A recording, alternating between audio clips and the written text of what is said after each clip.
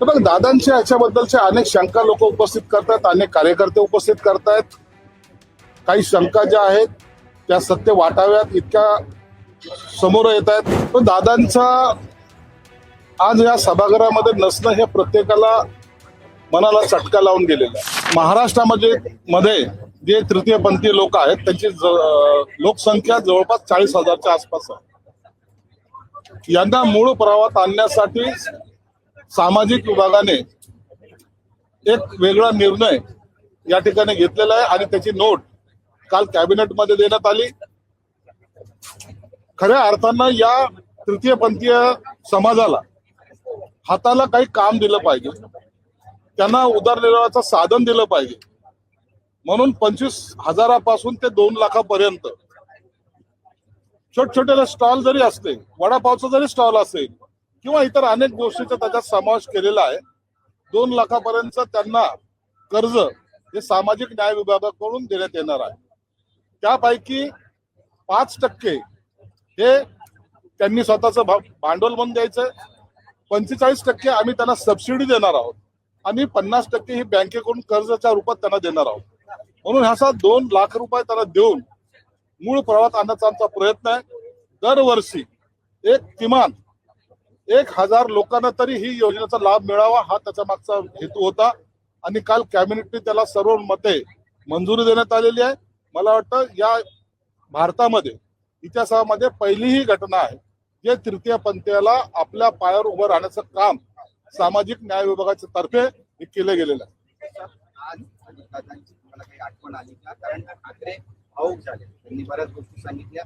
2 सकाळ आठवतात, एक पार्टीच्या शपथविधीची सकाळ आणि दादांच्या पाठीवर.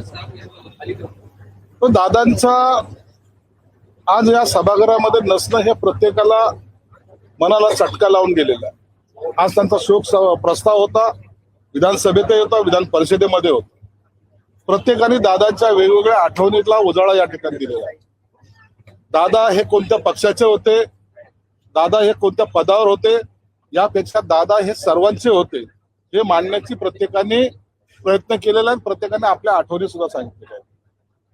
दादा गेल्या 27 तारखेला जेव्हा लास्ट कॅबिनेटला होते त्या टायमाला आमचं सुद्धा त्यांच्याशी बोलणं झालं होतं. मी माझ्या सहकाऱ्यांना भरत गोगावले होते, आणखी माझे एक दुसरे सहकारी होते, त्यांना सुद्धा सांगितलं की दादाची देहबोली आज काही बरोबर वाटत नाही. परंतु निवडणुकीच्या नंतरची ती पहिली कॅबिनेट होती, त्या टायमाला सुद्धा दादा थोडेसे डिस्टर्ब असल्यासारखे वाटत. माहित नव्हतं काळ इतक्या लवकर असा घालेल.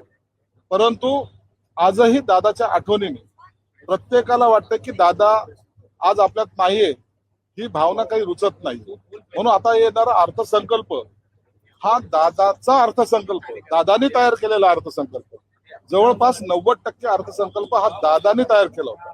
10%ची मुख्यमंत्र्यांनी त्याच्यात भर टाकली निश्चित असावी, परंतु हा येणारा अर्थसंकल्प सुद्धा दादांच्याच नावाचा हा मानला जाईल. म्हणून दादा असते तर काय हा प्रश्न जरी आता प्रत्येक जण विचारत असला तरी दादा हा असा एक व्यक्ती होता की ज्यांची आठवण ही कायमस्वरूपी आमच्या सारख्या कार्यकर्त्याच्या मनामध्ये राहणार. दादाने एकाशी नातं जोडलं नाही तर प्रत्येकाशी नातं जोडलं. म्हणून माणूस गेल्यानंतर त्याच्याबद्दलच्या आठवणी हे जेव्हा सांगितल्या जातात त्या टायमाला त्याचं मोठेपण जसं उबाटाच्या नेत्याने सांगितलं तसंच ते आता सगळ्यांना लक्षात यायला लागले. अनेक असे नेते होते दादांना घेरण्याचा प्रयत्न करायचे, दादांना कधीतरी अडचणीत आणण्याचा प्रयत्न करायचे. दादा कुठेही जरी जाओ तरी त्याच्याबरोबर कॅमेरे जे काही लागलेले असायचे, दादा काय चुकतात का, दादा बोलण्यामध्ये काय अडकळतात का, हा सगळा प्रयोग केला गेला. दादावर अनेक आरोप केले गेले, परंतु दादा कधी डगमगले नाही आणि दादांचं तेच मोठेपण होतं. संकट आले तरी ते कधी मागं पाठ फिरून कधी गेले नाहीत, तर त्याला समोर गेलेत. आणि म्हणून दादा हा दादाच होते हे सर्वांना आता अनुभवलं.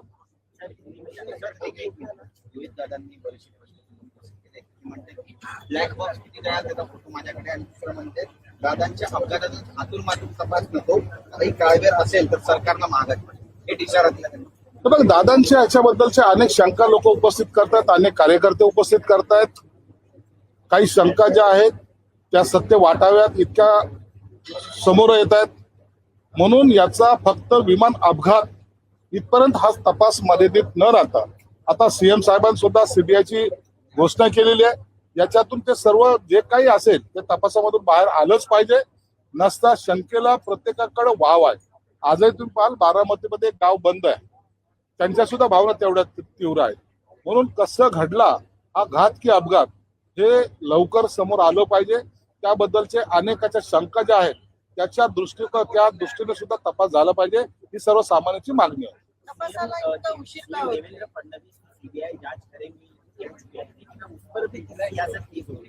रोहित पवार का कहना है कि 7,000 से ज्यादा सीबीआई के केसेस अभी भी पेंडिंग है, तो अगर और एक केस दी जाएगी तो वो भी पेंडिंग ही रह जाएगी। देखिए कितने केसेस पेंडिंग है ये बात अलग है, लेकिन दादा जैसा आदमी जो महाराष्ट्र के लिए सबसे बड़ा आदर्श स्तंभ था या तो बड़ा नेता माना जाता, तो उसका जो तपास है वो इतना रोक नहीं सकते, उसको फास्ट ट्रैक पे लेके ही आपको करना पड़ेगा।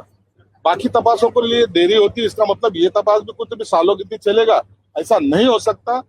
हर दिन लोगों की नजर ये सीबीआई के ऊपर रहेगी कि अब तक तपास कहाँ तक आया, इसलिए ये इसकी सब जांच जल्द से जल्द होगी और जो भी है वो सत्य सामने आएगा।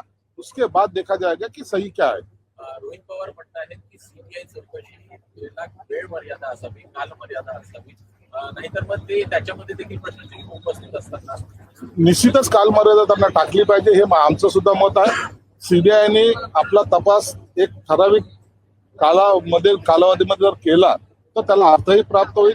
नसता त्याला जर वाढत जर गेलं तर त्याच्यातलं गांभीर्य नष्ट होईल किंवा त्याच्यातले असलेले काही पुरावे काही लोक जे काही नष्ट करण्याच्या प्रयत्नात आहेत त्याला सुद्धा वाव मिळेल. म्हणून सीबीआयने सर्व यंत्रणा ताब्यात घेऊन तातडीने तपास करावा.